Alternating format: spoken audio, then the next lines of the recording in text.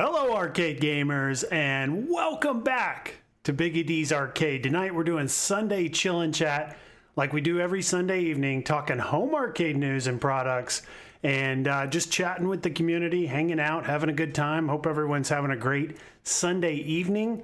It looks like Mike Hawkhurts was the first one in the chat tonight. As soon as I had posted, he said, "See you later." That was earlier today. Good to see you, Mike. Hopefully you're in the chat here. Oh, there you are. Good to see you.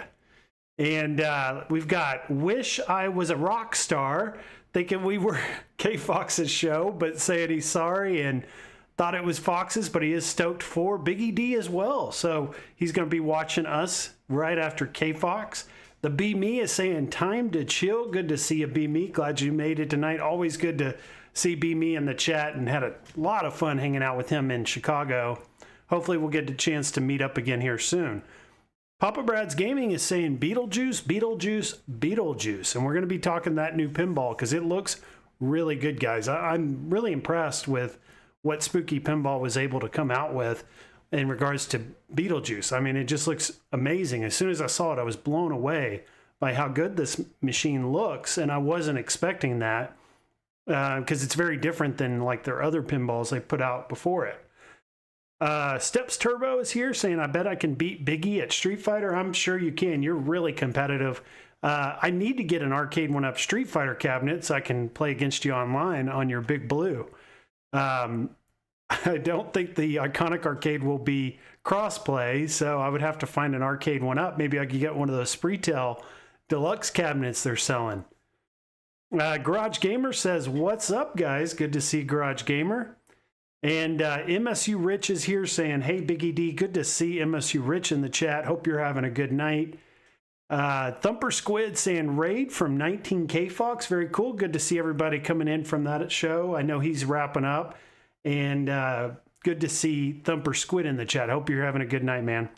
Noza Palooza, Fox just wrapped Biggie D time. Yes, time to talk home arcade for another hour tonight, maybe 2 hours.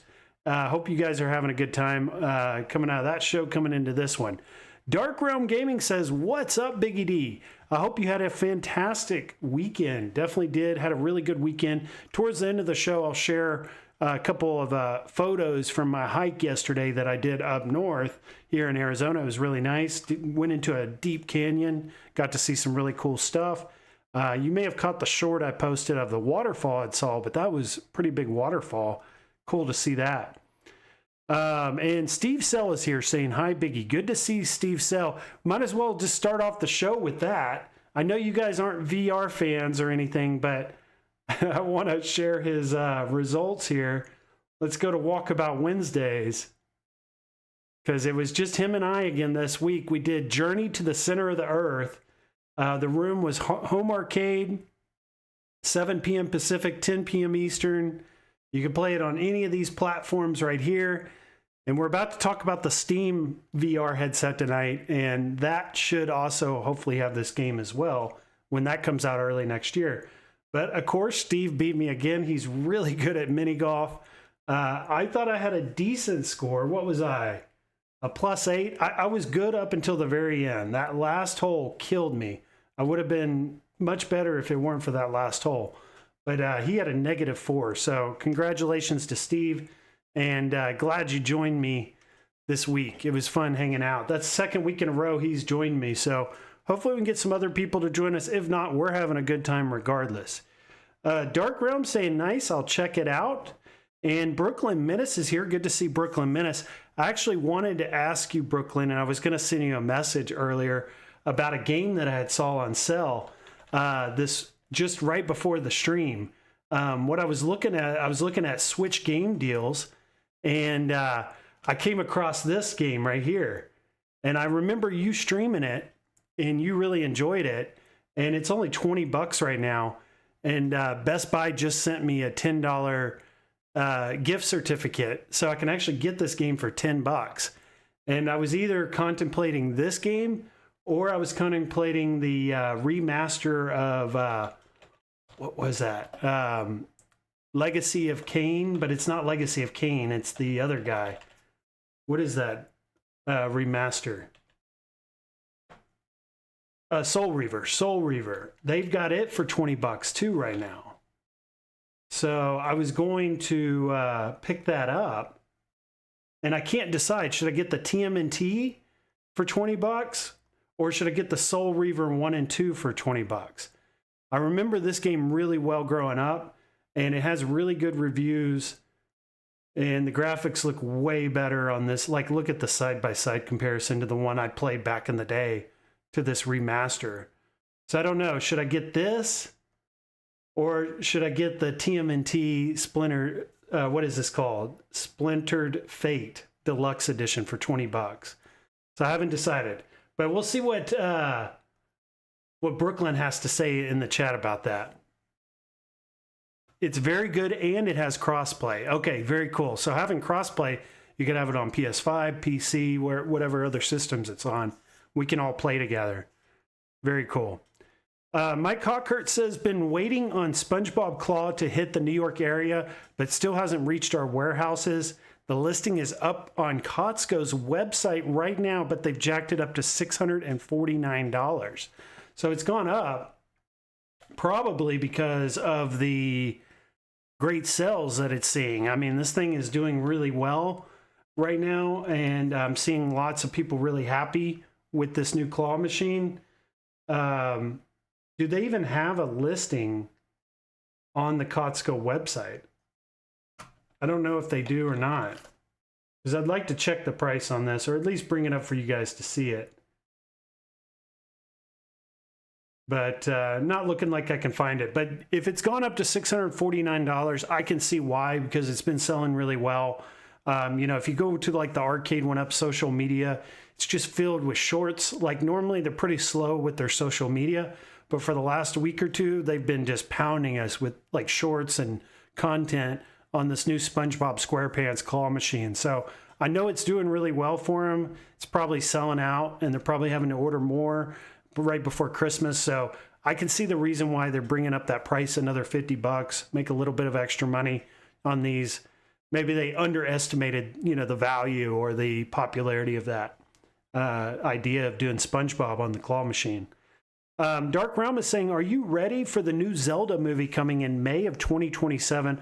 Also, the new Donkey Kong movie coming out in 2028 due to the success of the Mario movie, the Galaxy Mario movie. So yes, I'm really excited about the Mario movie. I actually posted that this week on the website about that. I just instantly saw it and wanted to share this with you guys because it was their direct on the 12th. So this was what, just Wednesday. So just a few days ago, this trailer dropped, and I'm not going to show it because it's the copyright issues. I don't want to run into any issues with that. But it looks really good. I mean, I was a huge fan of the first Mario movie. I actually didn't see it in the theater. I didn't actually see it till it came out on Peacock, surprisingly enough. I just wasn't sold on the idea of doing a Mario who speaks and has Chris Pratt's voice. I just didn't think it was going to go over very well with me or those, you know, gamers that grew up on an NES.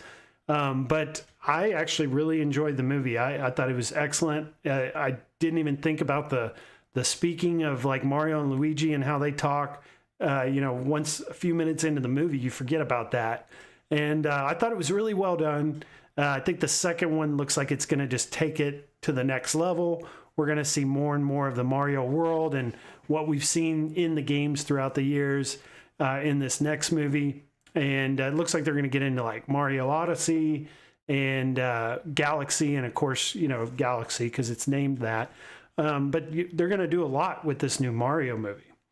Also, I saw the Zelda screenshots, like the pictures and stuff that showed up of the leaks of the filming of Zelda. I thought it looked really good. I'm interested to see how it's going to, how this is all going to play out, though. Like, being that it's in live action, and what is this going to be like? Are we really going to be receptive to it? Are we going to enjoy it? I would put a lot of faith in Nintendo to do that, to do a really good job with this movie. I don't foresee them having any issues like making a great Zelda movie, even if it is in live action. I think they're definitely up for that task. And they've got plenty of budget. They've got plenty of resources to put everything into this to make it what they want it to be. And it's prime right now for Nintendo to do movies, because Hollywood in general, that's exactly what they're doing right now. It used to be comic book movies over the last, 20 years, 15, 20 years. And now we're getting into a new phase of Hollywood where I think it's going to go into the direction of video game movies. I mean, if you've seen the success of Mario and Minecraft and Sonic, there's a whole universe of movies that they can do. And they can actually bring a lot of this stuff and make like a Avengers style movie with the video game world too, especially with Nintendo doing like a Super Smash Brothers movie or, something like that. So I'm interested to see what they've got up their sleeve with this. I think they're, do I think they're making the right decision doing live action? I think it's tough. It's going to be really hard for them to pull off, but I think they're up for the task. And I think if they can pull it off, it's going to be way better, right, in live action than anything they could do with animation. So I hope it's good, because if it is good, it's going to be really good. Zelda's got a huge storyline and a huge world to open up and make a series of movies, or, a whole, do like 10 movies if they wanted, because there's just so many stories they can do. Brooklyn says, if you want a game top play with other people, go with Splintered Fate. If you want a huge solo game to go with Soul Reaver. So that's a good point. With the Splintered Fate TMNT we were just looking at for $20 right now, it's more of a multiplayer experience. Are you going to want to play that whole game through by yourself? Probably not. You're going to probably want to do that online. Where Soul Reaver, I can have hours of fun on my own schedule. Whenever I want to play it, pick it up and have a good time. So it's a tough decision. Probably end up just buying both of them. This is normally around the time of year that I start to buy all my video games for most of the year, is around Black Friday. So I see myself getting a bunch of games, in the next couple weeks, probably, 8 to 10 games, just because they're going to be so discounted. Might as well stock up right now while I can. And it looks like Best Buy's really just started their Black Friday today. So a lot of what you're seeing on their website gaming-wise is probably what it's going to be on Black Friday. Might as well just get it now.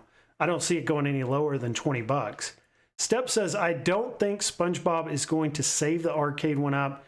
Better focus on arcade classics. I don't know. I think this SpongeBob SquarePants claw machine, even though we're not the biggest fans of it, I think it's exactly what they needed to keep them, in business, but also to help them in the future make the cabinets we want to see. We'll eventually get the ones we want to see if they're making a lot of money. Step says, come on, Biggie. Super Mario Super Show was awful. So bad, it's good stuff. All right, so let's get a little bit ahead here, and let's take a look at the news. I want to start, and we're going to do like what we did last week. We're just going to go through what I've posted throughout the week since the last time we met. It just allows me to kind of free up my schedule on Sundays. I don't have to be so focused on, making sure the slides are all ready and everything. And it seemed like we did well enough last week that I'm going to keep with this for a while, at least because the weather's great here in Arizona. And I like getting outdoors, and I like doing other things. It's not just YouTube for me. But it is something I really enjoy. So I don't want to spend so much time, just on the live stream prep. So we're going to do the news again this week. And hopefully you guys have enjoyed last week and we can just continue it. All right. So last time we met was what? Today's 16th. So it was on the 9th.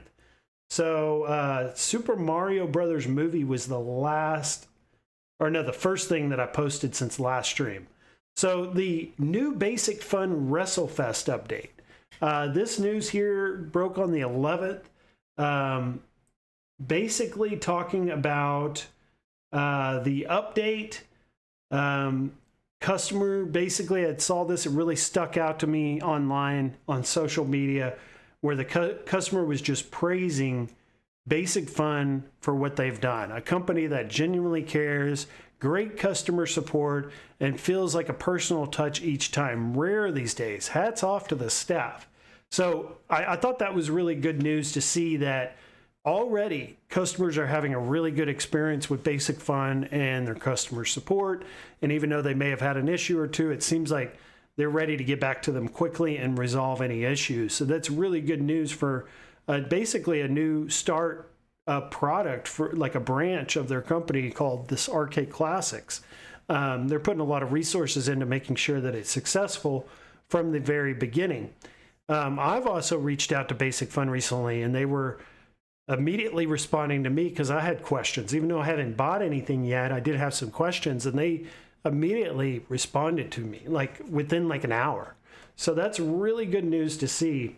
And then we're going to be talking about the Star Wars cabinet tonight, and with the release of it, it's good to know that customer support is on point and that they're doing a really good job.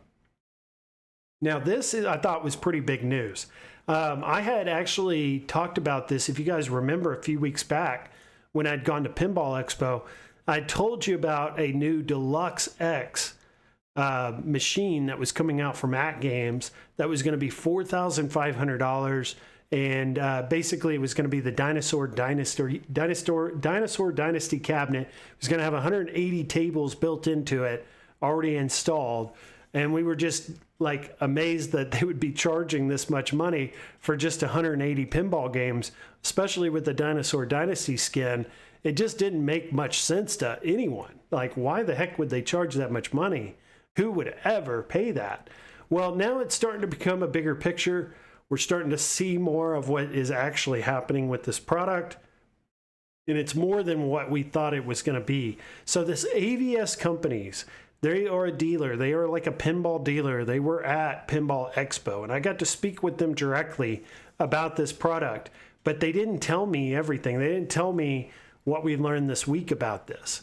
It's actually got a lot more to it than just the 180 games, the 2 years of preferred support. It's got more than that. It's got, like if we click this link here, it's going to take us to this news article, basically giving you a lot more information, as well as we're hearing more information from the community, people that have inside sources within AtGames, people that know people that are decision makers within AtGames have been able to leak certain information. And some of the things that we're hearing are that it's going to have an actual coin door, like a functional real coin door. It's going to be made out of real wood, so like a heavier real wood, thicker wood. It's also going to have like premium components in it, which are meant to withstand lots of a use, like what you would see in a commercial setting. So I would probably, imagine better buttons, better solenoids, better sound, better sound kit, things like that. But, that's all like hearsay. That's all just people talking within the community saying these things. I don't think we've heard anything outside of, what AtGames has released, which is what's in this article. And I don't think it details any of that. So it sounds like, though, we're going to know here very soon what this thing is going to look like and what we're all going to get. And that's going to be at this expo here in Orlando called IAAPA Expo 2025 in Orange County Convention Center, Orlando, Florida. And that is going to start tomorrow. And that convention, hopefully there'll be someone on YouTube there or someone in Reddit or Facebook that can share this machine with us and give us the true details of what is actually included with this. Because like I said, we're hearing a lot of things and I don't know what's true and what isn't true because we haven't heard directly from AtGames on any of that. So, you know, is it a real coin door? I mean, I can't imagine this being a real coin door. The cabinet is too shallow. Like, where are the coins going to go? You know, I don't know where they would store them in this cabinet. So unless there's a big bucket hanging down under the machine somewhere, collecting those. So that doesn't sound right to me, but I have heard people in the YouTube community, creators in the home arcade community saying that. Now the wood, I think that could be believable. I mean, they could definitely go with a heavier, more quality wood than what they're using. Definitely. You know, premium components, I think to an extent you could do that. But I like for sound and things like that, and, you know, commercial grade like solenoids, things like that. I don't know how much room there's going to be in the cabinet to work with to be able to fit all that. And even so, with all the use, like this small little cabinet, I'm interested to see, are they going to make the cabinet bigger? Are the dimensions actually bigger than the 4KP? That would make a lot more sense to me, especially at this price point. So let's see what the chat's got to say here. Dark Realm says, they say it's going to be similar to the Lord of the Rings. Nintendo will be working with Sony. Oh, talking about the Zelda movie. Thumper Squid says, Brooklyn Menace is Splintered Fate better in PS5 or Switch 2? Doesn't matter.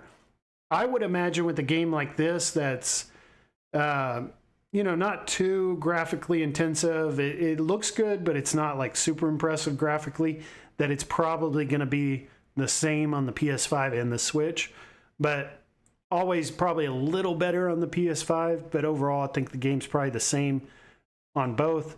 Brooklyn saying the PS5 has 4K and a better frame rate. So yeah, the performance will probably be better, but overall the game will probably look a lot of the same on the both systems, I would imagine. Step says they could make a trilogy of movies talking about Zelda. Still, definitely, you could do a lot with those live action Zelda movies. Absolutely. There's lots of stories to tell, lots of stuff to share with a movie audience in a Zelda movie. Brooklyn Menace says a few of us have the game and it's one we enjoy playing together. I'm looking forward to picking it up. I'm a little late to the game, and I'm normally late to the game on a lot of video games. I don't normally ever play them day one. It's normally 6 months to a year later by the time I get to them, because I'm a deal shopper. Dark Realm says, if they can make a Blade movie by Marvel or a Mario movie by Nintendo or Zelda, they can make a Devil May Cry by Capcom. That's what I've been waiting for. Steps is saying, Biggie, we played the $4,500 at AtGames in Chicago. Meh, laughing out loud.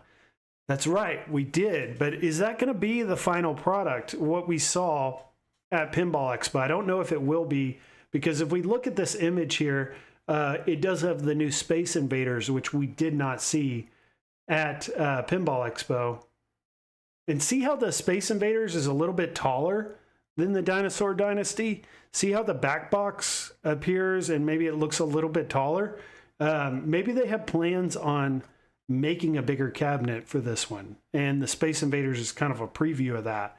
And they just reused the old Dinosaur Dynasty render for this promo. That could be it. There's still a lot of unknowns, but all that's going to change tomorrow. We should get a lot more information tomorrow. Step says that machine we played was better. I don't think that is true at all. The X Arcade was way better product with feedback and buttons. So yes, so Steps came into Pinball Expo not having any experience with the X Arcade or VR. Played VR pinball there at the expo, and then went and played the AtGames just on the other side of the expo. Was able to compare the two, and I remember you saying how much more impressed you were with the X Arcade experience compared to the AtGames. And also, I mean, like with that too, it's like, you know, VR, you're wearing the headset, you have to put on the headset every time, where with the AtGames, you can just pick up and play as much as you want. It doesn't require you putting anything on. So, you know, some people I think are going to lean more to the AtGames, where others are more VR driven and they're going to go for the X Arcade. Maybe a bill acceptor. So Nosapalooza brought up a good point. A bill acceptor or maybe a card reader is the answer for that. And we'll see what they have up their sleeve for that. TMNT Mutants Unleashed is co-op. Okay, very good. And B-Me says it was fun, though little pricey. Talking about this new AtGames Deluxe X. So very good, though, that they're making more pinball products. You know, we had the TMNT AtGames HD pinball drop, you know, a couple of weeks ago. We had that news. Now we've got the new Premium Deluxe X with a new skin. So hopefully around the corner, there's more and more stuff coming out for AtGames. Hopefully that finally that Star Wars that was long promised long ago will finally come, and they'll make a really great skin for it. What else is going on with AtGames? So the only other thing I can think of going on with AtGames is going to be that price jump, which we've been talking about already. We kind of knew this was coming, but it actually did hit this week. And I think when you have things like this where you get a price hike, you hear the news is one thing, but then the news or the price actually goes up. And when that event happens and the prices do actually go up, I think that's when it really hits home and people really start to see the result of that, right? Now, interesting to see $15 here for the Elvira, $30 for that. Where didn't they go up in price? Okay, yeah, they did. Okay, so like here's one for instance, right? That's a double pack for $20, so not too bad. Where's those single packs for $20 that they were talking about? Or has the price hike not gone into effect yet? Or maybe I need to clear my cache on here, because I thought that these were going for $20 now, not $10. Now, one thing I think is going on here is that you have to buy your pinball packs through the device now. You have to buy it through your pinball machine. You can't buy it on the website anymore. So what I think is going on, since I don't own a device, I have to see it here. I don't think that they've updated the website yet. I think this is actually $20 when you go find it on the device. They've doubled the price, I think. But Papa Brad's in the game. Papa Brad Gaming, he's in the chat here. He is a AtGames influencer. He's like their sorry about that, guys. He's their #1 influencer for AtGames. So he can tell us.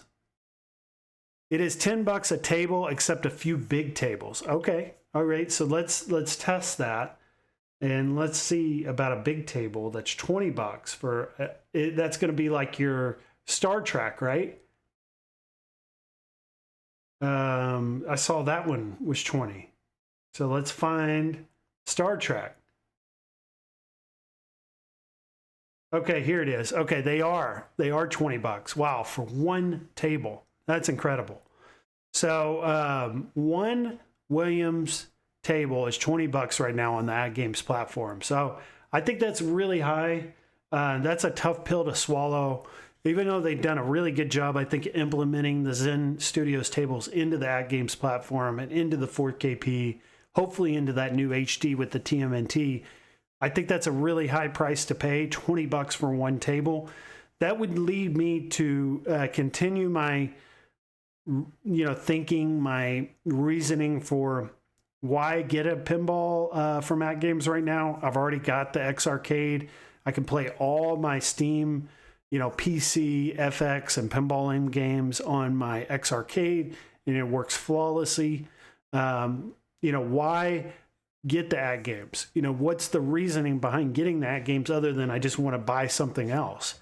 And seeing these prices like this highway robbery going on with these pinball tables makes me want to stick with that thinking and continue with that and not even think about getting an AtGames. It's like it just reinforces my thinking with these prices. So not sure I'm going to get an AtGames this Christmas like I'd wanted, even with the finally under $1,000 price.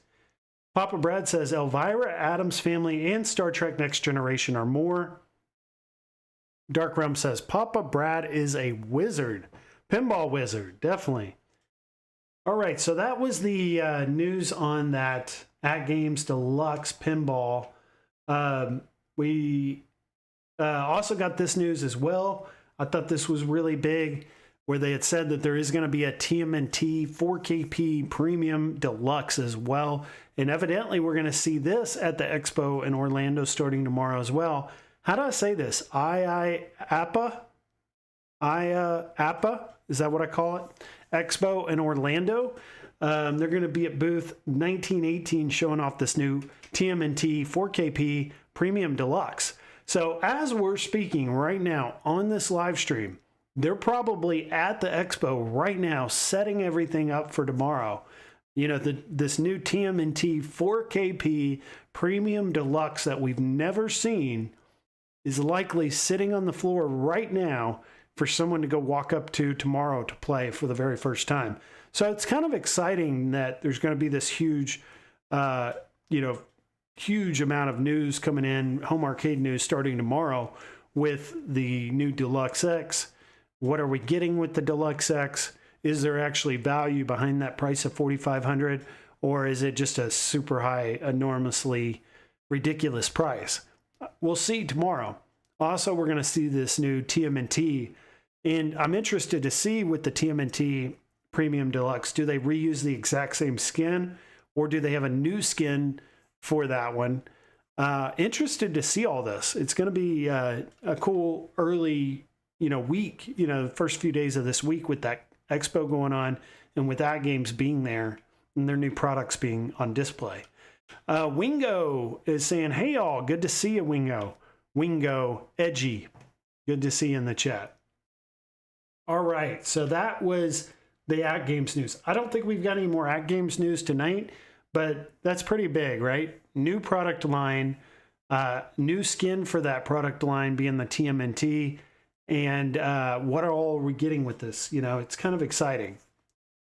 This is huge, guys, too. I thought X Arcade is doing a huge sale right now. They're doing 30% off, plus they're doing a free gaming speaker. I don't even have this gaming speaker to the first 300 orders.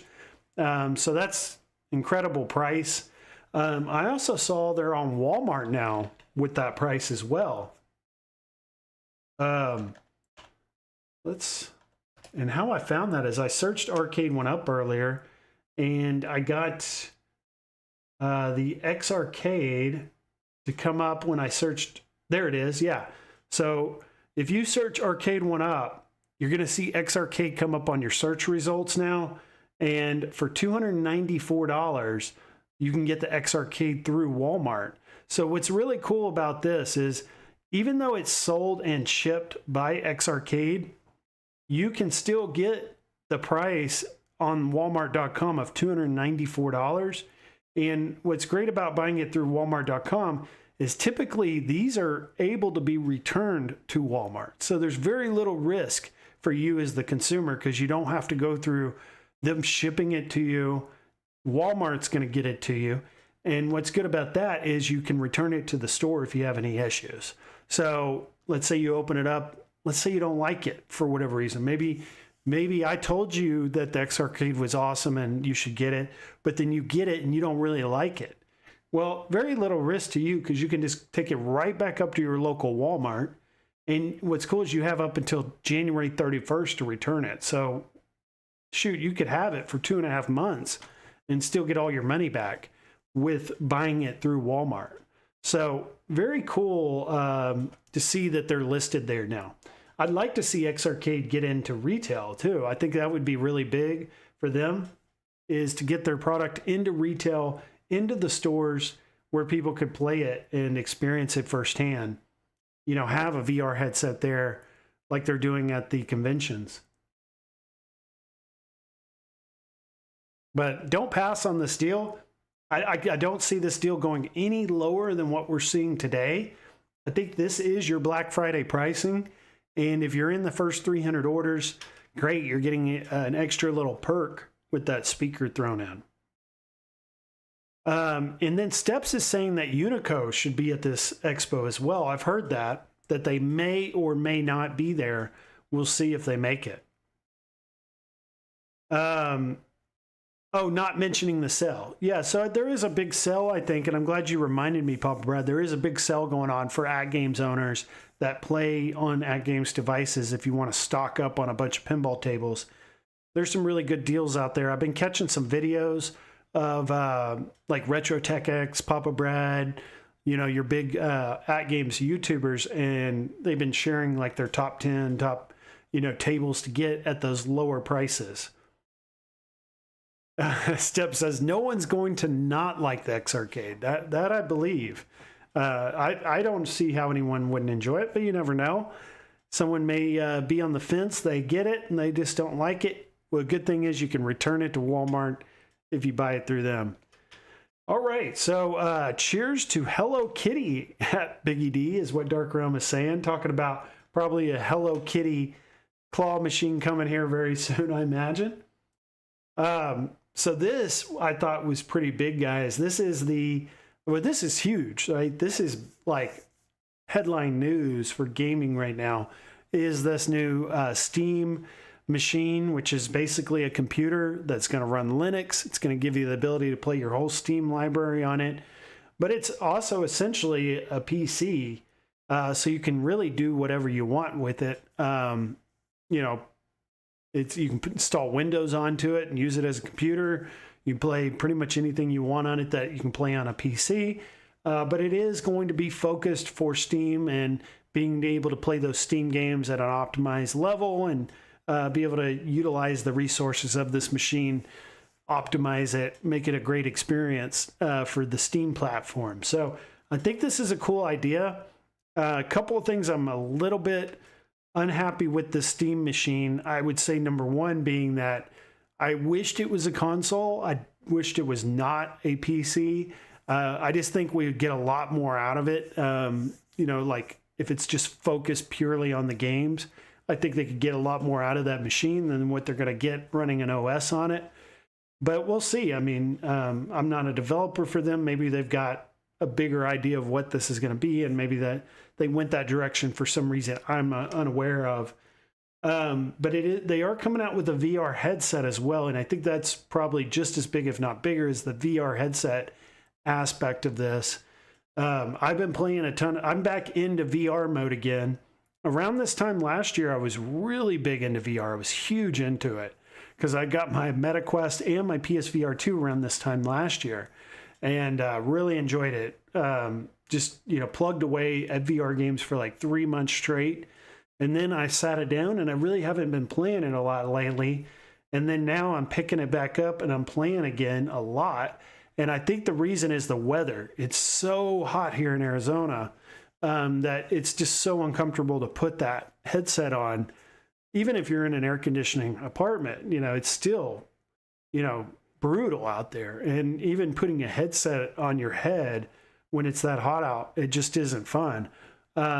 So I think what it is right around November, it cools off here, and we've got till February to really enjoy this, VR, for me at least. So I'll be heavy back into VR for the next few months until it starts getting brutally hot again. But I'm really excited. I like talking about like day one purchases. I don't really buy things day one. This VR headset will definitely be something that is on my radar to get immediately, just because VR offers something so much different than what normal gaming does for me. It just makes me really excited to get out there and get the newest stuff as soon as it comes out when it comes to VR. And then normally the VR stuff's not that expensive either. I'm talking about pricing. No one really knows the prices on these products yet from Steam, but been hearing anywhere from $500 to $700 for the Steam machine. And then the VR headset, I really haven't heard much at all, but I hope they keep it around like the MetaQuest 3S pricing. You know, keep it around $250 to $300, I think would be ideal. We'll see what they end up doing. That can change everything if they charge too much. But if it's reasonably priced, I would probably pick it up day one. You know, just taking a little closer look at this VR headset too. These controllers look very much like the MetaQuest. So I wonder if they've gotten some permission or some collaborative work with MetaQuest on this new VR headset for Steam. Because if you know, with the MetaQuest, you can already play a lot of your Steam games through the MetaQuest using their software. So maybe they do have some form of relationship, and maybe MetaQuest isn't seeing Steam as like a competitor. They're seeing Steam as like something that can actually help VR in the future grow to be more popular and more, you know, more, I would say, accepting to a larger audience. Because I don't feel like everyone has fully accepted VR yet as like a way of gaming. It still seems like it's a little niche to me. So maybe getting Steam on board, bringing a third manufacturer, major manufacturer company into the VR arena may really help its growth and, you know, how it's received as a true gaming, you know, platform. Papa Brad says, I have a good amount of Steam games. I do too. I have a huge library of Steam games. So it would be great about getting that is I could just go right into all those games with another device without having to worry about using a PC for it. The Steam console is going to be off the hook. Yeah, there's a lot of games. Like I'd bought the new Street Fighter, right, for PC, but then I'd hooked my gaming PC up to my X Arcade for pinball, and I've got the vertical screen set up, so I would literally have to adjust the screen to a horizontal format to play Street Fighter. So I really haven't been playing much of that game since I bought it. It'd be kind of cool to have that Steam console, because if I'm sitting down on the couch or on the chair in front of the TV, I can play Street Fighter on the console, just hanging out, you know, chilling out.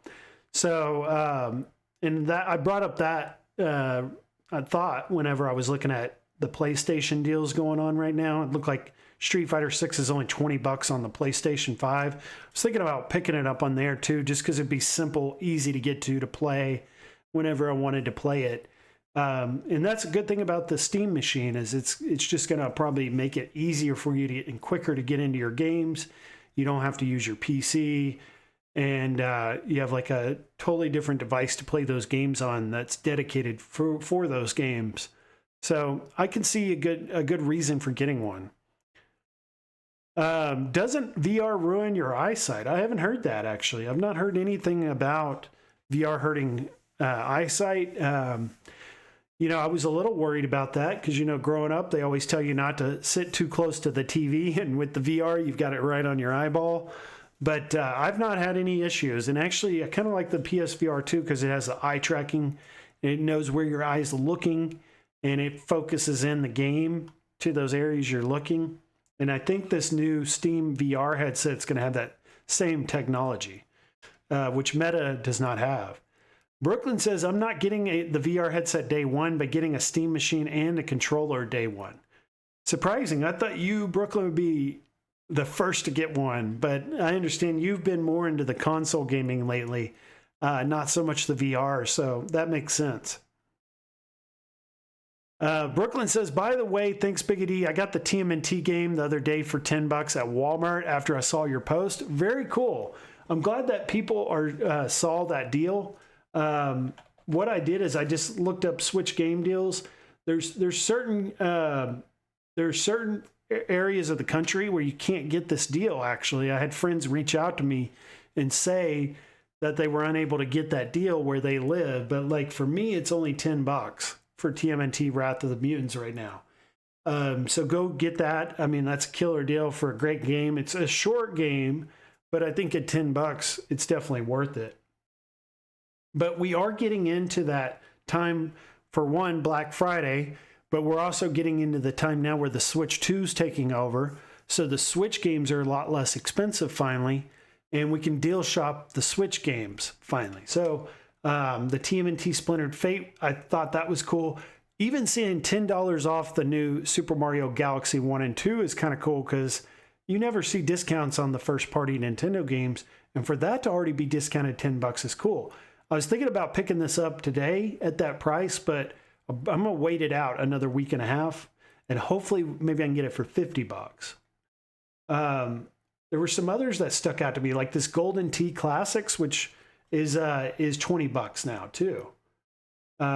It wasn't at Target, but you can get it at, I saw Best Buy for $20. And I do want to get this Golden Tee Arcade Classics for the PC whenever it's on sale, because I've got the X Arcade and it has an amazing trackball. And I want to get this game on a discount. I've been waiting for it to come down. So I'm going to be picking that up too. Even this new Mighty Morphin Power Rangers beat 'em up game is only $25. So we're starting to see some good deals now on Switch games. Here it is, $20 Best Buy for that Golden Tee if you guys are wanting to finally pick that game up at a discount. And Thumper Squid says no price has been announced yet on these. Yeah, no price yet. Can only speculate on the Steam machine and the Steam VR, what those prices will look like. You know, I don't exactly know what they'll be though.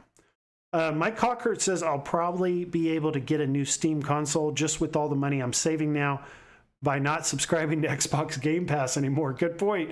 You pay all this money for Game Pass, you could end up buying a machine, and then it opens up your entire Steam library you've been collecting games for. I've been collecting games on Steam. Shoot, I can't even remember how long I've been buying games on Steam. Probably 10 years now. If you play with yourself, you'll go blind. Goofy says, Goofy Foot's here. He says VR just makes you less attractive to your spouse. Yeah, seeing you run around the room with this headset on, bumping into stuff. Ralphie is here, says, yeah, the headset looks cool, but Meta has a stranglehold on VR games with all the exclusives. They really do. They've got such a great library of games on the Meta Quest, and it seems like most everyone's kind of gravitated towards the Quest over the PSVR 2 just because it's wireless. But I've really been enjoying the PSVR 2 just the last couple weeks. There's two games that I've been playing on the VR 2 that I really enjoy. And you can play both these games on the Meta Quest. I just think they look better on the PSVR 2. That's been my experience. Games just look better because they're using the processing power of the PlayStation 5. But this game I picked up, I was telling you guys last week about how I was interested in caving, and that they're just like, I'd all of a sudden gotten interested in this and wanted to maybe get into it, like actually doing it as a sport. Spelunking, I learned that's what you can call it as well, or caving. But this game's on sale right now, guys. Go pick it up.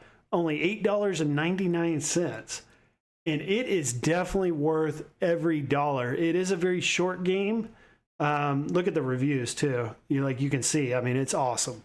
It's a short game. That's the only thing I can say negative about it. But really fun.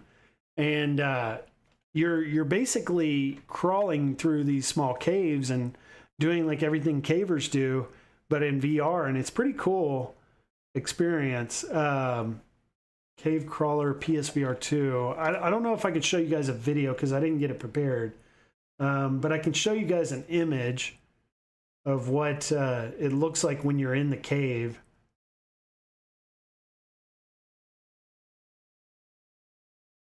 That's a terrible picture. Let's see, is this one going to be any better? Yeah, this one's good.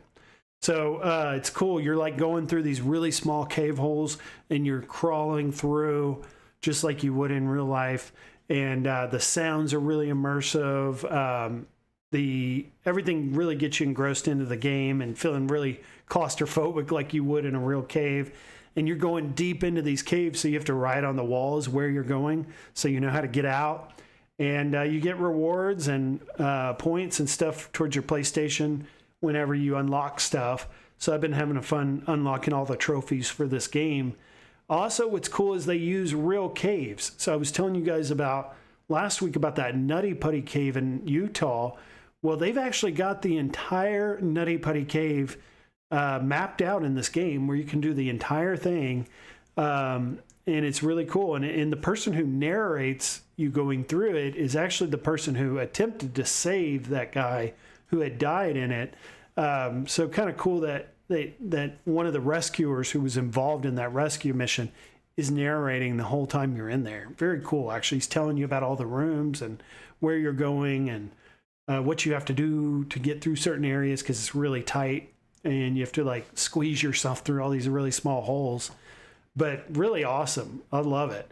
And I've just been so like fascinated by this sport that I've actually reached out to a grotto this week, which are these like groups of people that go out and go caving, and they rappel into these caves and go hundreds of feet underground, seeing all these crazy formations under the earth. And just looking forward to getting involved in that because the last few years I've been into like mountain climbing and hiking, but now I want to get underground and do some caving. And to play a game like this that's totally about that sport is just a lot of fun in VR. Kind of pre-gaming without actually doing it.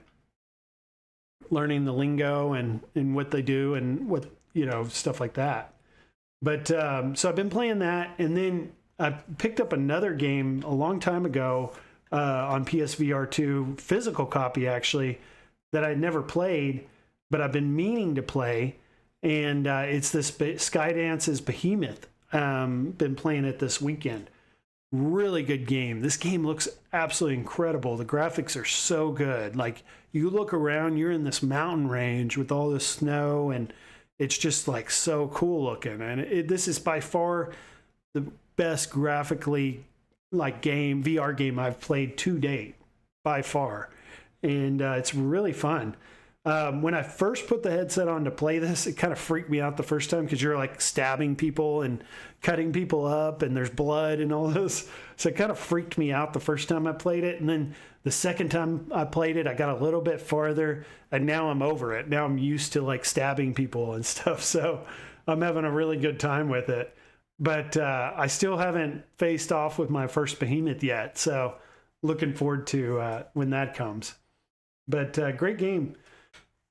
VR is a ton of fun. And let's see here. Ralphie says, makes it a hard sell. Brooklyn says, I'll be streaming VR this week on the release of Deadpool VR. Is Deadpool VR finally coming out? I was wondering about that game because I was interested in getting it. I'm happy they're getting it out before the end of the month. So definitely want to pick this game up day one and play it. This is going to be a MetaQuest exclusive. Unfortunately, wish I could get it on PlayStation, but I won't be able to. And I'll definitely be checking out Brooklyn's stream on that. I miss the days of Brooklyn's VR streams. Those were so much fun. And it'd be good to see him like the old days back doing VR streams. Thumper Squid is saying watching movies in VR would be cool. Yeah, I've done that once.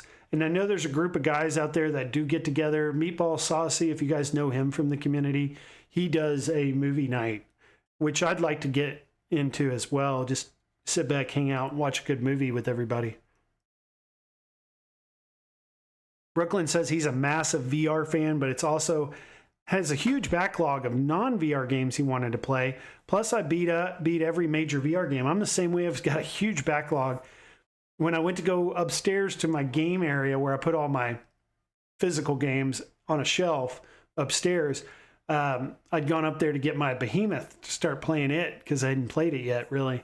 And I was looking at some of my other games I'd bought last Black Friday that I still haven't played yet. I still haven't even touched yet. I've opened them, but I haven't even played them. Like that Spider-Man 2 I bought last Black Friday. I still haven't played it.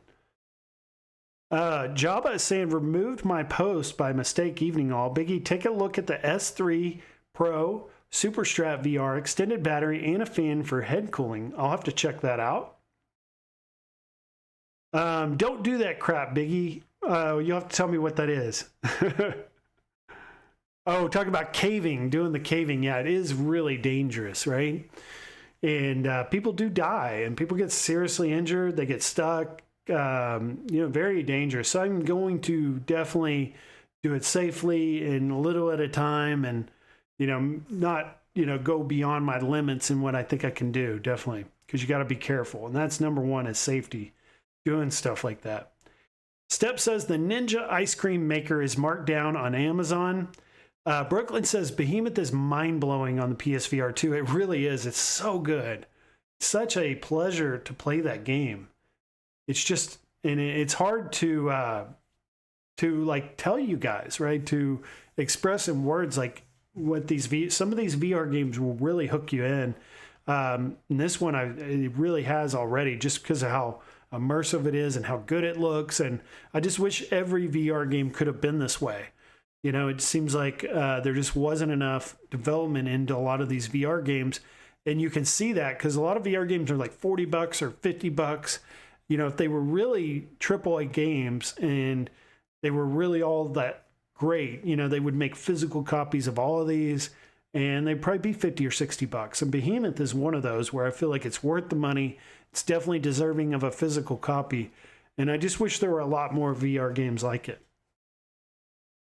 But so that is your Steam news. We don't really know much about it yet other than what we've seen in that preview. We still don't know pricing. It's going to come out early 2026. So expect probably February, March. Not long, just 4 or 5 months from now. Beetlejuice Collector's Edition. So I put on the thumbnail Beetlejuice and I put it on the center of the thumbnail because I was just super impressed with this machine, like everything that I've seen so far. And I'm going to tread lightly on this because Papa Brad had let me know about the copyright associated with showing the Spooky Pinball, Beetlejuice Pinball trailer. So I'm going to be very careful with that. He says, no more cave death horror stories, Biggie D, please, LOL. Not tonight. So Beetlejuice, Biggie D. No, Beetlejuice Pinball is standard body pinball machine set in the world of iconic 1988 Tim Burton film. So what's interesting about this machine is it is not a wide body. Spooky Pinball is known for their wide body machine. So like Evil Dead that they'd recently come out with, it's a super wide machine. Huge, heavy pinball machine. And I wasn't really a big fan of that. I actually like the smaller, normal size, like that Stern uses and all the other manufacturers mainly use. So I was like really happy to see that this was like the standard size cabinet and not the wide body. It also says players will experience everything this film has to offer and more, from getting dropped into Saturn to battle a pinball-eating sandworm, to working with your caseworker Juno, or digging up Beetlejuice himself. Players will be delighted to our most memorable pinball moments yet. So it really looks good. If you guys have not seen this full trailer yet, it just looks really awesome. And I think they've hit it out of the park with this one. There's a trailer. Let's just go to Spooky's website. Let's see here, Spooky Pinball. And get a closer look at this machine here if they've got something we can look at. Here we go.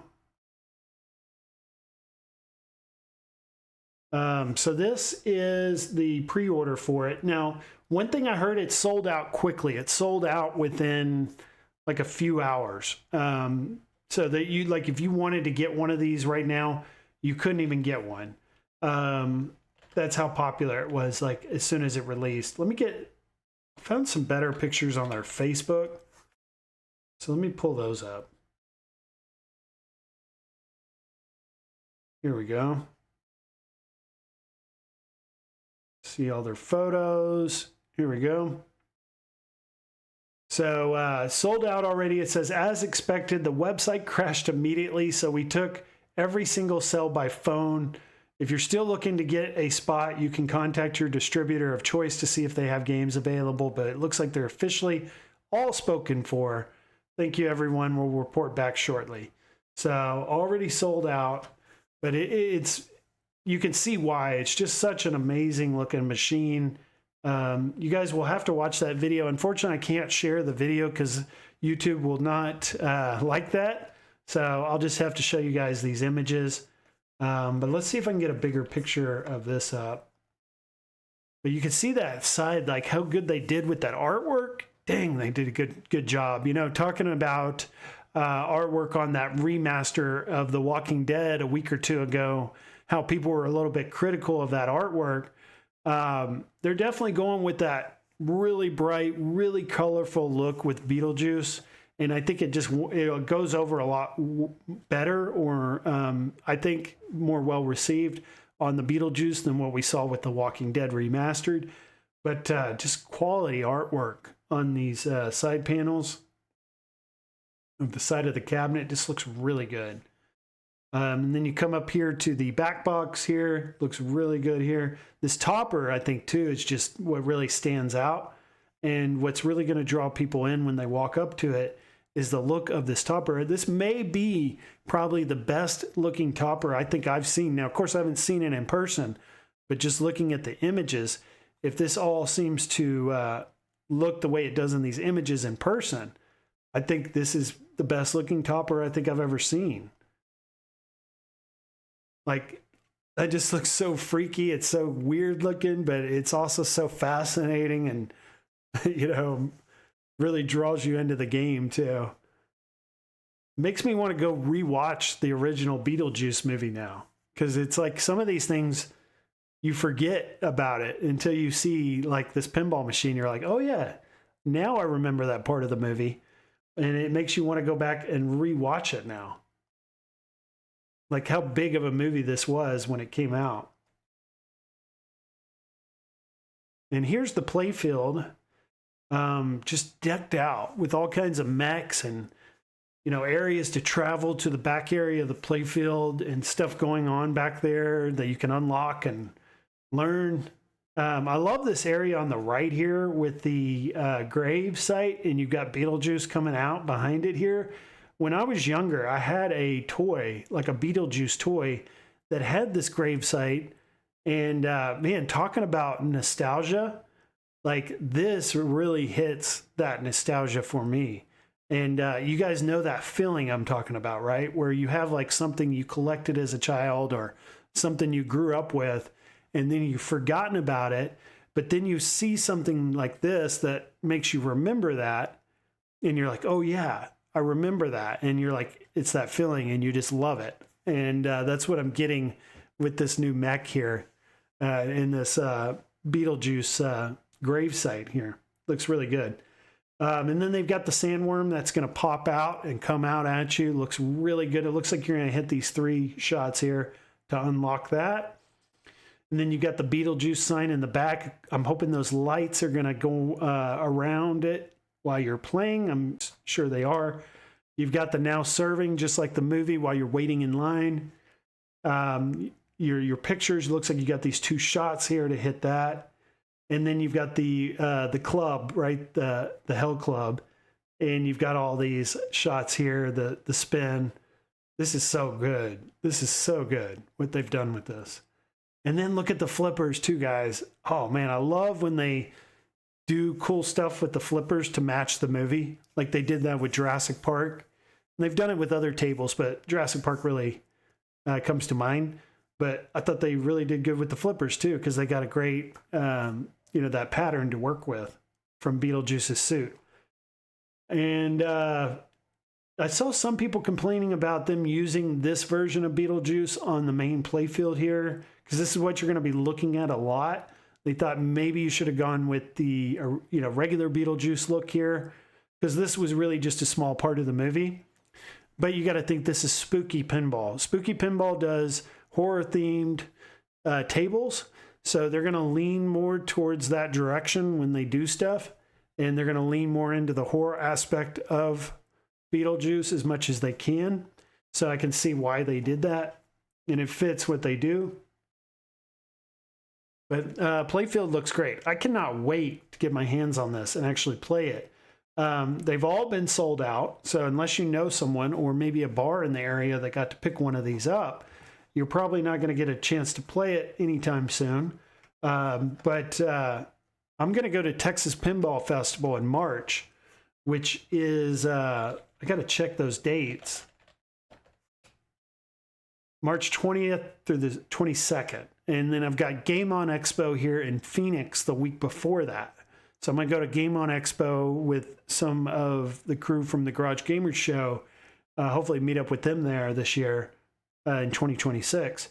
And then I'm going to go to Texas Pinball Festival the week after. And I'm hoping that this Beetlejuice, I'm positive, almost 100% positive it'll be there. They'll probably have a bunch of them. And I'll get my hands on, get a chance to finally play it. Or hopefully I'll get lucky and there'll be a bar in the area that has one of these. But it's looking really good. I was going through all these pictures this week, looking at these just on my own, because I was really impressed with this table and just the amount of detail that they went into to make this. Blew it out of the water. I was not expecting anything like this. When I heard they had the Beetlejuice license, I thought it was just going to be another pinball machine from them.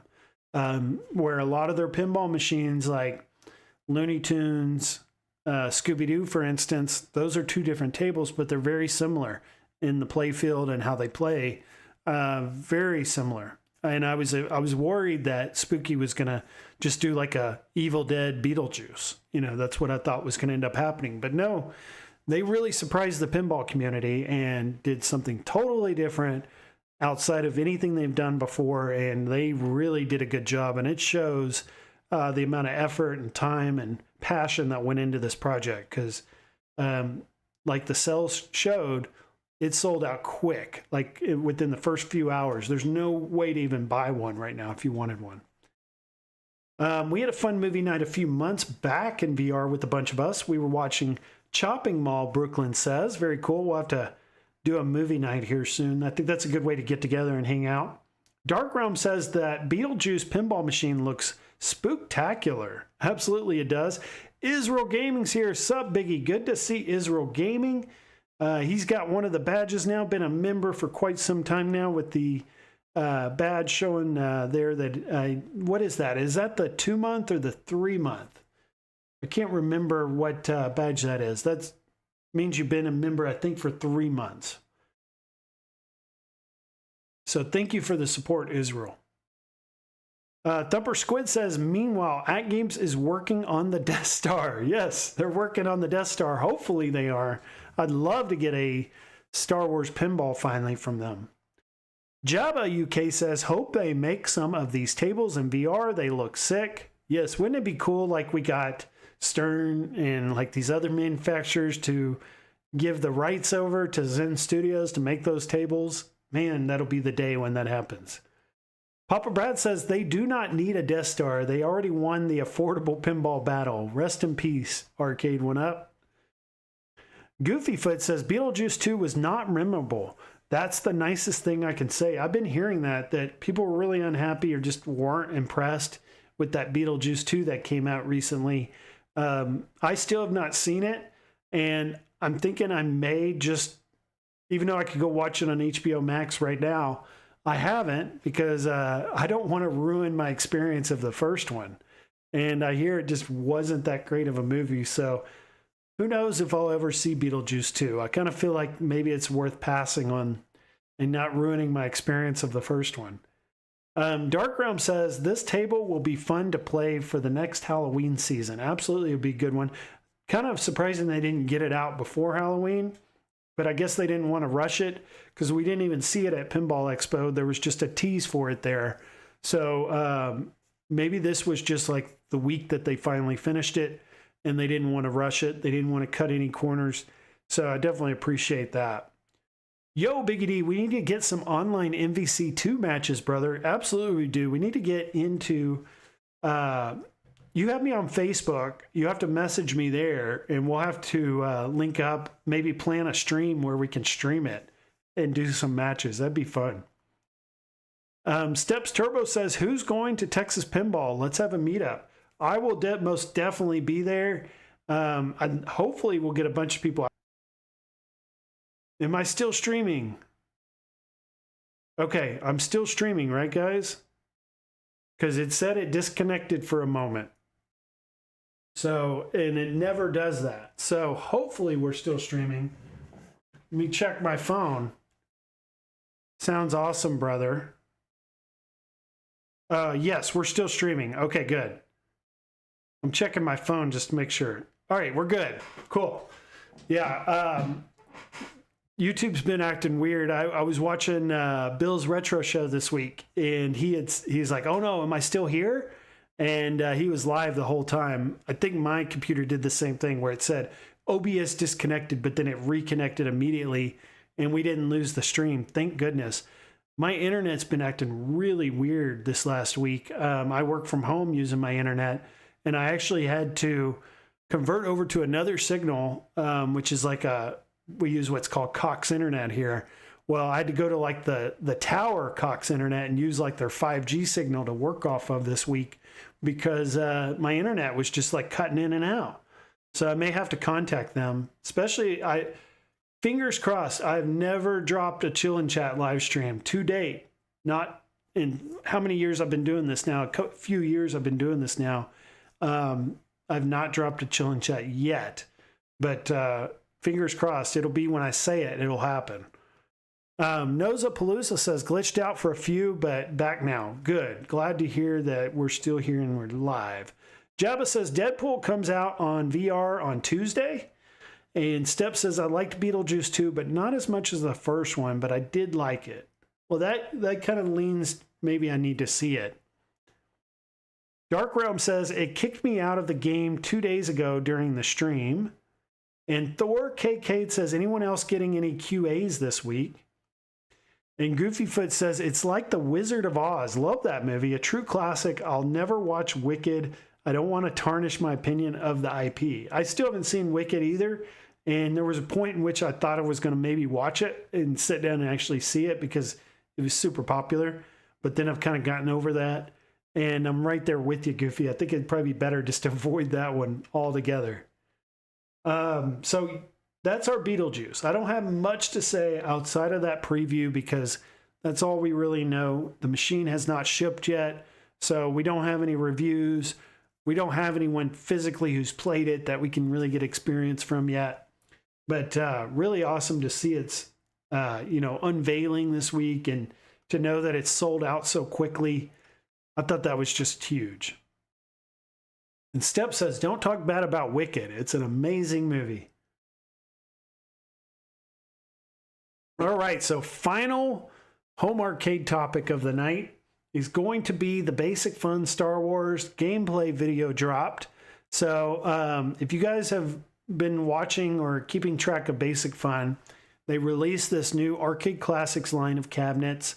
They started with the WrestleFest, then they did the Centipede, and then they did a Tempest Countercade, and now they're doing the Star Wars, which is going to be their Ultra series. Now, keep in mind, they still have the Countercades, and they have what's going to be the Supreme, which is their XL line. We don't yet know if there's going to be a Star Wars Countercade, and we don't yet know if there's going to be an XL. I think there is going to be a Supreme. I think that's pretty much confirmed, but we don't know what it looks like or what it's going to include or anything like that. We just know it'll be a bigger version of the Ultra series, which is the one that's now shipping. So you guys may have seen this video that dropped, a gameplay video on their YouTube. I've linked it right here. But you can go check out this new Star Wars Basic Fun cabinet. And essentially, it's the same games list as the Arcade 1-Up Star Wars. So if you like those three games, first one, Empire Strikes Back, Return of the Jedi, Atari Star Wars games, you'll be able to get those 3 on this cabinet. You know, comparing this one to the arcade 1-up Star Wars, I don't know if you can really compare the two as like equals, right? I feel like that arcade 1-up Star Wars, they don't even have it listed on the website yet. It doesn't look like. But the arcade 1-up Star Wars was like a near perfect cabinet, right? It was like immaculate. It was like there wasn't anything really wrong with it. It was probably, if not the best, or one of the best arcade 1-up cabinets that they ever made. So it was really hard to top that. So Basic Fun's Star Wars is not that. It's not the arcade 1-up. It's going to give you the same games. It's going to give you the same similar controls with that yoke. But outside of that, visually it doesn't look near as good. Doesn't have all the detail that the original arcade 1-up Star Wars or the remake that they re-released had. You know, it just doesn't look as good. It just doesn't. It looks okay. Like, I think the artwork's okay on the sides. I think the form factor they went with is okay. The games list is nice. It is cool that we're getting another Star Wars. I think this cabinet is about a $400 cabinet to me. I think it's going to sell for $500. And there's some issues with it. One thing that we had found out this weekend is it does not have a BOE screen. It has a TN monitor, like a washed out monitor that we saw with arcade 1-ups. And we went through that for like a year where they just went with these cheap TN crappy monitors where it was washed out on the sides. You could really only play it straight on. And we're experiencing that again, it looks like, with the Star Wars. Now, keep in mind, the only reason that we know this is there was a review unit sent out.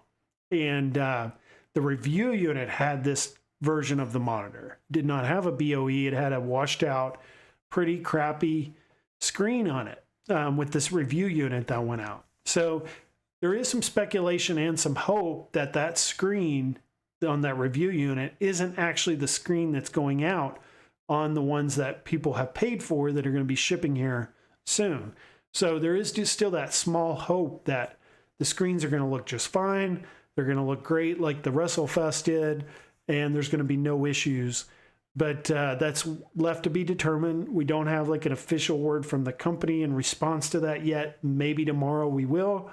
And then we don't have any of those like official Star Wars cabinets that people paid for or are going to be paying for ship out yet. So this is just based on the information we've received on the review unit that was sent out this week. Dark Realm says, I'm already wicked, so I'm good. Thor KK said, Steps, I'm sincerely glad to hear that there may be something worth watching in it. I didn't know if I was just too tired or if it was just boring. Papa Brad's Gaming says he should have worn a black shirt for the video. Oh, talking about this video, yeah. Being a little critical of when you watch this, the screen, like here it's not bad, but when he's playing it, like you can hardly see the screen because the reflection and the camera angle, you weren't actually able to pick up the gameplay too well. Neo's Arcade News says, I like playing Star Wars in Hawaii, Brad. Don't you? I love a Star Wars arcade. I did see Papa Brad's short drop of his arcade 1-up Star Wars, and he's got the Star Wars arcade on it and like the Sega version of it on his. And it is an awesome looking, with all the lights and the buttons that he's added to his custom modded arcade 1-up Star Wars. But he was showing that off in response to this being put out this week. But the marquee looks really good. I like the marquee. It's big, it's colorful, stands out. I like that we're getting another yoke, control for another home arcade cabinet. I think that's really great. Being that this is one of their first ones to release too, and like their initial run of cabinets, to get a Star Wars, I think was a big, win for us as the consumer. But we'll hear more about the screen. If the screen is good, then I don't really see much outside of like cosmetics and like the little details that went into the arcade went up missing on this one. Outside of that, I don't really see anything else. So if you can kind of overlook the it not being as much put into the cosmetic look of the cabinet and just the gameplay of it, and being able to walk up and play Star Wars on it, if that's all you wanted, then this may be right, the right one for you to get, especially if you're like new to home arcade and you've never had an opportunity to get the arcade one-up Star Wars. This is awesome to be able to get it through another company so soon after the arcade one-up version. So I think that's great to see. So there's a lot of positives with this cabinet. I'm a little bit interested in it myself. I'd love to get one of these if I could, because I never got the arcade one-up, but I'm not going to go out and pay full price for this. This would be something that I would deal shop, and I would try to get, at $3.99, $3.50, something like that. And I know that Basic Fun, they're trying to make money right now. That if they are skipping out on the screen, that's because the yoke cost them a little bit more money than the WrestleFest did. And they were trying to find ways to cut corners to save a little bit more money to bring up those profit margins.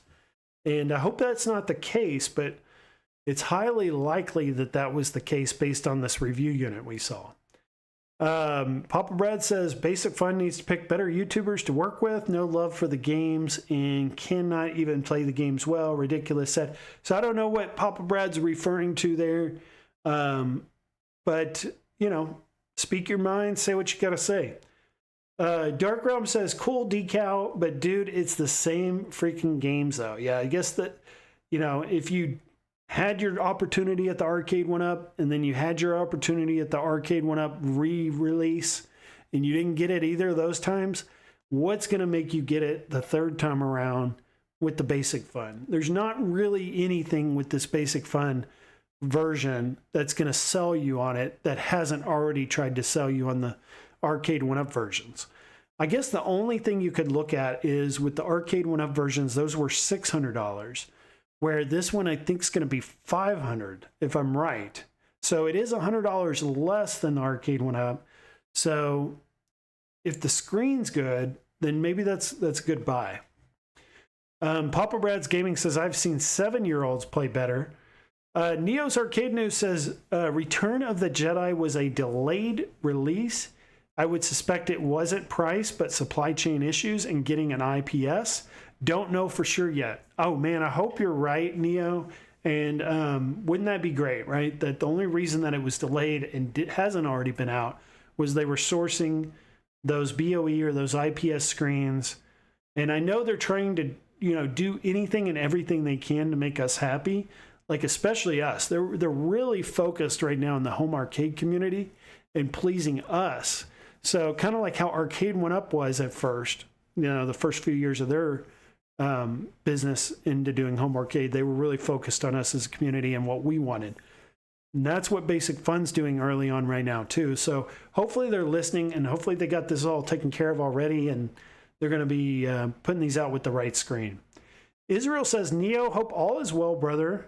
Always good to see Neo in the chat, because he's really like our #1 source right now. If you guys want, up-to-date headline news on home arcade stuff right now, you can basically turn to his channel or look for his Facebook or Reddit post every day, and it'll be there. And you can get it right from him as soon as it releases, because he's on top of things. So that is, I think, going to wrap up the home arcade talk for this week. Can't really think of anything else that is going on, because I've really just been keeping track of this each week. The only other discussion that I can really say that's going on in home arcade right now, which isn't really one that I wanted to really dive too deep into, was going to be the Spreetail pricing. They're charging like $1,000 for a Street Fighter deluxe cabinet, and a lot of people are really critical of them right now because of that, because of how much they're charging. They did lower the price this week actually to a normal reasonable price at $3.99 during that Arcade Insider show, which was cool of them. I was really happy to see that, because people that wanted to get that cabinet, That would have been like the prime opportunity to go get it. But now it's back up again. And you guys will see this. Like right now it's $909.89 for the Street Fighter II CE HS5 Deluxe.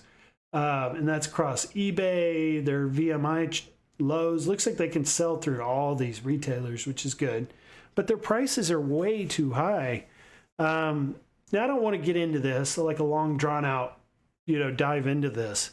And I don't really want to be critical of Spreetel either, because, I mean, we do live in America. We are in this capitalist society. People are able to raise prices as much as they want. People are well in the right to be critical of it also.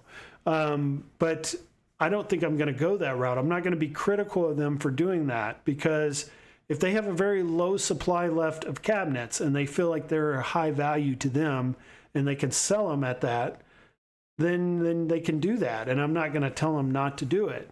And then, it's just like, I don't know. I'm not going to, like, I was kind of hearing some of this through the grapevine that, like, people are going as far as saying, like, Spreetel is defrauding people. And that's not true, guys. Don't listen to that BS. There's no fraud going on. People can raise prices as much as they want. And they are price gouging, right? But it's not a service or a product that people have to have, right? People are not going to buy arcade 1-ups because they have to have one, or they need to have one, or it's like a normal thing for every home to have an arcade 1-up. It's not. It's a very niche, especially the Street Fighter II HS5 that's been out for a really long time already, is a specialty buy. It is geared towards a certain type of consumer who may have just come across this and they just have to have it. Or maybe they just never had the money and now they've got a lot of money and they're like, what the hell, I'll just get it now because I really want this.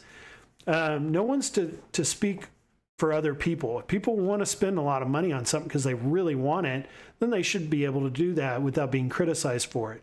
And if Spreetel wants to charge a bunch of money for something because they feel like it's valued at that and they can make that, then they should be able to do that. Now, if they're offering like a medication that someone has to have to survive, then obviously you can't do that. Or if you're offering a service that is something that someone has to have, like a food delivery service or something like that, because they don't have a car or whatever, yeah, that's a different story. This is like a toy, guys. This is a toy that's been out for a really long time that you can't buy anywhere else but them. I don't understand it. I think people are grasping sometimes for stories and for headline news and things that people will discuss and be able to give their 2 cents on. And I think that's more of what it's about than what they're actually doing here. Papa Brad says, good to see you, Neo. Your new show is fire. Yes, the new show is really off to a great start. Arcade Insiders, I'm enjoying being a part of that live stream and not only getting my news, but just hanging out and hearing the discussion, being part of the discussion. A lot going on right now with that new Arcade Insiders live stream each week. Goofyfoot says, Brad must be referring to that dude in a Hawaiian shirt. Looked like they had never played the game before. Ralphie says they list the MSRP at $1,300. Now, that I just have to draw the line in the sand, right? That is a little misleading. It is misleading. You can't say an MSRP is $1,200 or $1,300 because it's not. It's just factually wrong. So that I will have to be critical of. And Ralphie, I'm glad that you had brought that up because I had forgotten or I wasn't going to mention that tonight. But I am glad you brought it up. If I could ask Spreetel to do one thing for me, just one thing, it would be to get this off here, right? Well, he doesn't say MSRP though, does he? He says list price. Is a list price MSRP? I don't think it is.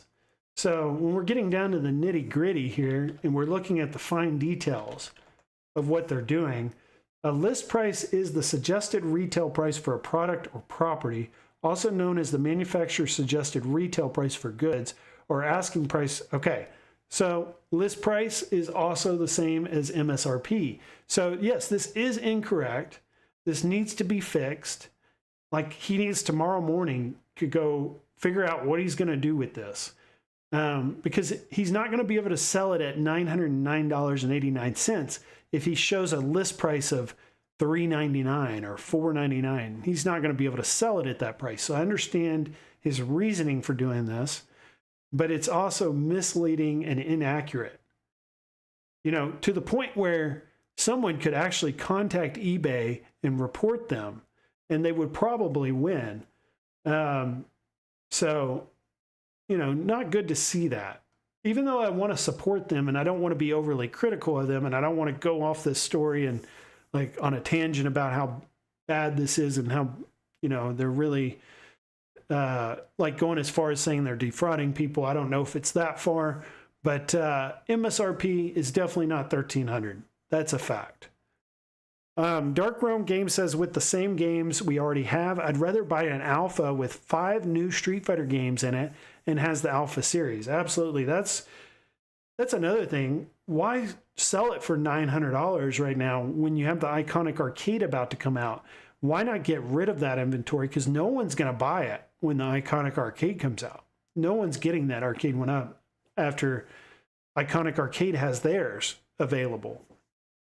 So really, they should be getting those out the door, selling them at $4.99, $3.99, even as low as like $2.99. Get rid of them and gear up for the new, better Street Fighter cabinet that's around the corner.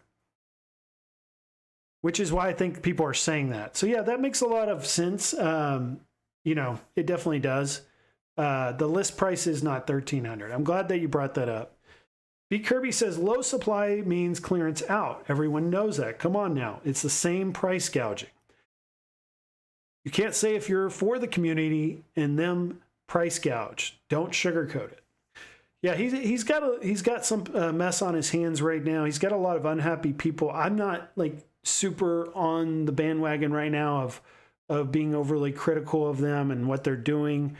You know, I want people to make money. I want people to be able to name their price on certain items if they feel like they're valued at that, but I also want them to be factually correct also, like on that list price. Goofyfoot says, Biggie D is not a fan of socialism. Absolutely not.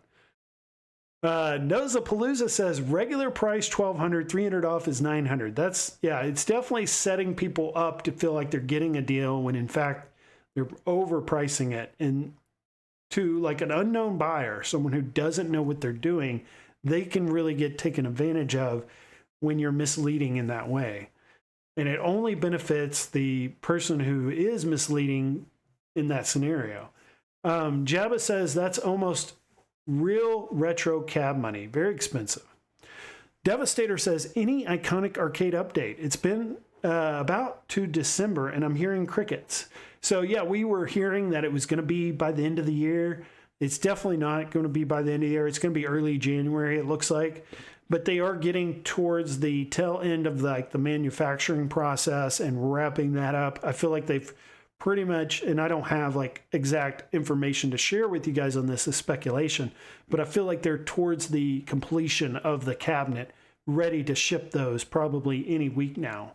So I would say they're probably shipping hopefully in the next couple of weeks, but I don't think they're going to make it in time for Christmas. From what I'm hearing, it's probably going to be like the, you know, second week of January, but they're going to be really close. They don't have many of those Arcade 1-Up Street Fighters left, and $400 is going to be the price those go for. Neo's Arcade News says low supply can also equal scarcity. That's Spreetail's position. They have none on order, so they feel they can charge more. That's not my personal opinion, just sharing. I'm interested to see what the response will be this week, or if they'll wait till your live stream to share that. But I'm interested to see, because they're going to have to respond, I think, with everything that's been going on this week and all the talk. Dark Realm says, if they do buy the Dynamo for some reason, you know they are going to mod it to a different cab. Probably. So that's pretty much it for this week. not much else. I'll probably just get into a little bit of closing thoughts with you guys to kind of share like my weekend. I wanted to show you some photos here of my hike. So I did a canyon hike, which was really cool. I've never done a big canyon hike, where you go deep, like into a canyon. And this one I did, it was called Bob Bear Trail in Strawberry, Arizona. You start out at around 6,000 feet, and then you go down in, and then towards the end, there's like a waterfall and a creek that runs through it. Really cool. So let me show you guys those pictures. I had a really good time. It was tough though. It was over 8 miles, and there's like 1,800 feet. I had elevation gain between everything I did there. But here's me at the waterfall. This was kind of the end of the trail. This is what you're trying to get to. But if you see up here along the ridge up there, way up, that's where the parking lot is way up there. So you're coming way down into this canyon, which is about, I think, 30, what did that say? 3,500 feet in that other image I showed. Let's see. So at the bottom, I was at 4,250, it looks like. So I went from 5,600 down to 4,250. And that's what you're seeing in that photo there. This is pretty much at the creek towards the bottom. And then that up there is like 6,000 feet. So it was like a mini Grand Canyon. You know, I mean, it was big. And I still haven't been to the Grand Canyon since I've moved here. I definitely got to get up there. But this is a shorter drive. It takes like 3.5 hours to get to the Grand Canyon. It only took about 2 hours to get here. So I do like the shorter distance because I was able to leave at like 8 o'clock in the morning, go do this entire hike, and I was home by like 5 o'clock. So I still had like my evening. And just really cool looking out here, wilderness. Here's when you're down by the creek. It's really grassy and green down there because there's so much water. And I'm sure this area floods a lot, so it gets plenty of water. But really green, and I just love how the trails just are like perfectly curated for you to walk through all this. And then here's the waterfall itself. And it was a big one for me. Let's see here. Maybe you guys can hear that. And I posted a short of this too, so if you want to go check it out. But very cool. Here's a photo of that waterfall. I would say it was probably maybe 30 feet tall, which is the biggest waterfall I've ever seen in my lifetime, at least. There I am standing in front of it. Here's like about halfway up. So the one thing about canyon hiking is you have to start at the top. You go all the way down to where you're going to see whatever you want to see. And then the hard part starts. You got to go all the way back up. So you've spent a lot of your day out there, and now the hard part comes. The good thing about mountain climbing is you get the hard part out of the way at first, you enjoy the top, and then you enjoy your way down. It's the opposite with canyon hiking. But you can see how big it is at this view. It really kind of shows just how big it was and how deep it was. And then, like, if you saw the earlier photo I showed you of that mountain in the distance, how I was above it, this is me coming up at that halfway point. Just to kind of give you some perspective of how far down you go.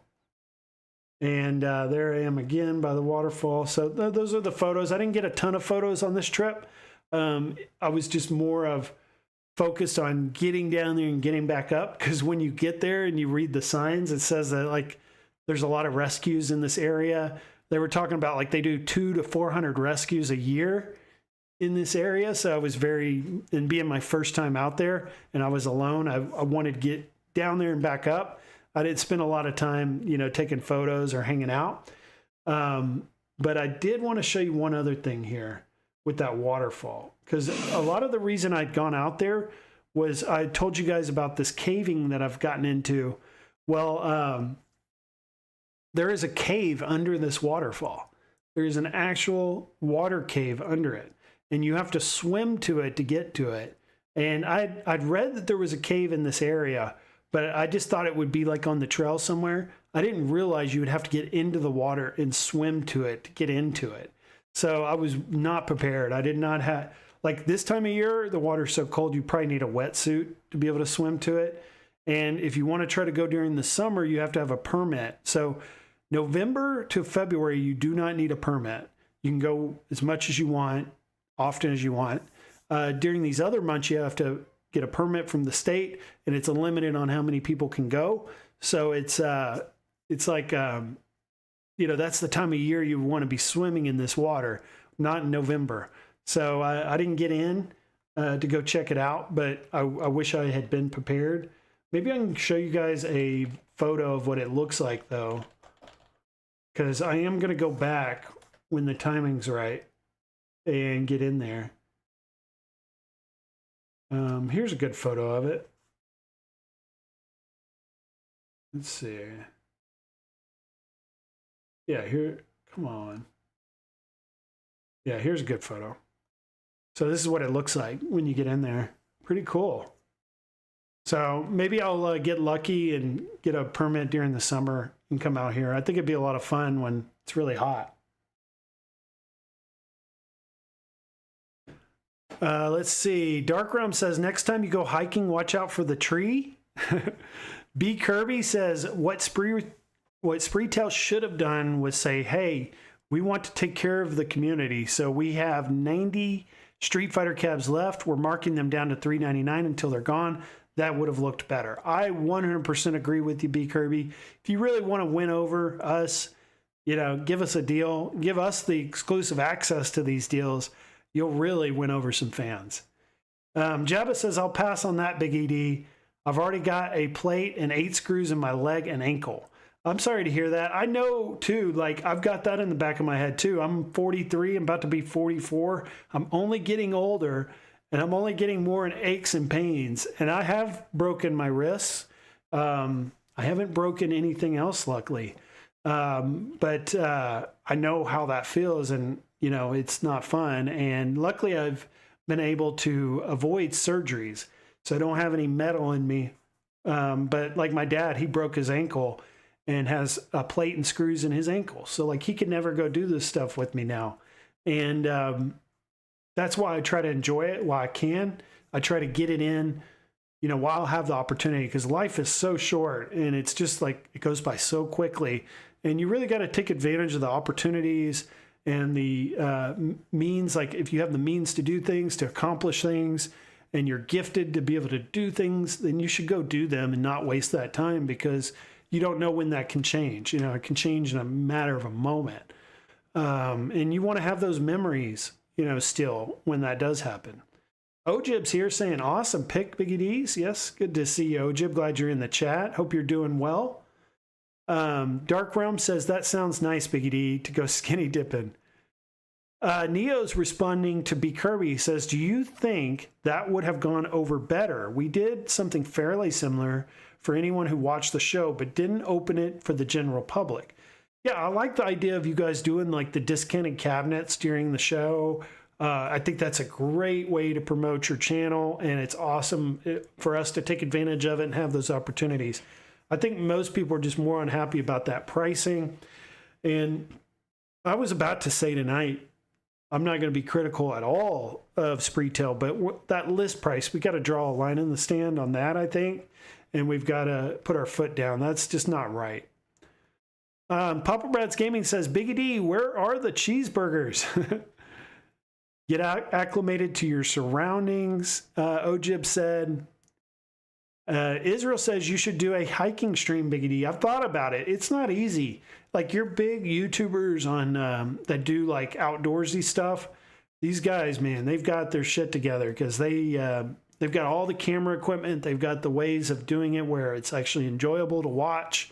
They're able to be out there in the wilderness and still edit videos and still be able to get that on YouTube. It's tough. It's not as easy as sitting in your game room and streaming on your computer at home doing that kind of content. Devastator says, alone better been strapped. Wildlife can come out of nowhere. I do carry mace. I do need to get like a bigger can of bear mace though, to carry around. Really should have like a huge can of it, not like a little one. Because, yeah, you don't want to come across a bear. And the bears are prominent in Northern California. Like if you go up to Flagstaff, which is just about a 30-minute drive, you can actually see Flagstaff from where I was at there. But if you just go up 30 minutes north there, I mean, the bears are everywhere. They're very prominent. And they can be dangerous too. You got to avoid them. But that's, I guess, going to be it, guys. Step says, I did a hiking video. It was a challenge. Yeah, I remember your content on that. And Ojib says, don't speak it into existence, Biggie D. Just living, not good, not bad, just living. Absolutely. Well, guys, Jabba says 100% man. Enjoy it while you can. I did kickboxing for 20 odd years. Body aches a lot these days. Don't mess with Jabba. All right, guys, you guys have a great rest of your Sunday night. Have an awesome Monday morning. Make it a great week. I expect a lot of really big stuff over this next week, like really gearing up for Black Friday. Every year I do a big Black Friday video. So as soon as we've got like firm word, which that may happen tomorrow, but we get the ads of the exact Black Friday deals and what those are going to be, they'll probably start coming out, you know, early next week, maybe as early as tomorrow. I'm going to do a big video of like my top like 10 products for Black Friday. So make sure to tune in for that video. And also there's just going to be a lot of stuff going on with like the Basic Fun Star Wars coming. That's going to start shipping this week. And then as well as, you know, we were talking the Iconic Arcade, we're getting more closer and closer to it releasing. And then this TMNT Deluxe X. So we've got that expo going on this week with AtGames and Unico there. I expect a lot of news, home arcade news to happen over the next few days. And it's all going to start tomorrow morning. Expect a lot of videos on the Deluxe X. Papa Brad's Gaming came in here at the very end of the stream to be very generous with a $2 super chat saying, here is a super chat. Thanks for streaming. Just to the point. Not much to it, just thank you for streaming. I appreciate it, man. Let's run a quick super chat video for Papa Brad's Gaming.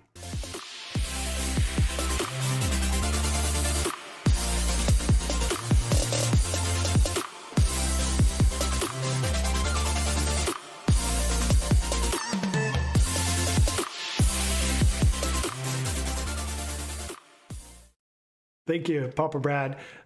Israel says you have a blessed evening. Devastator asked about the Wii U collection. How's it going on? Kind of taking a break from that.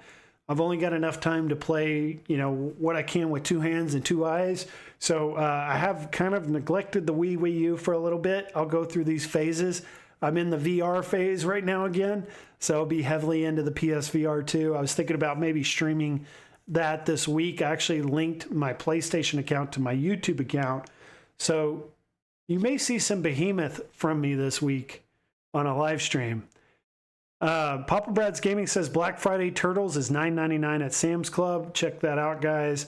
Ojib says good thoughts and vibes. People have a good rest of the day. Have a blessed week, everyone. Good to see everybody. I'll see you next week, next Sunday. Stay tuned in for a video for Black Friday, as well as hopefully some PlayStation VR streaming. I'll see everyone very soon. Take care. Talk to y'all later. Bye-bye.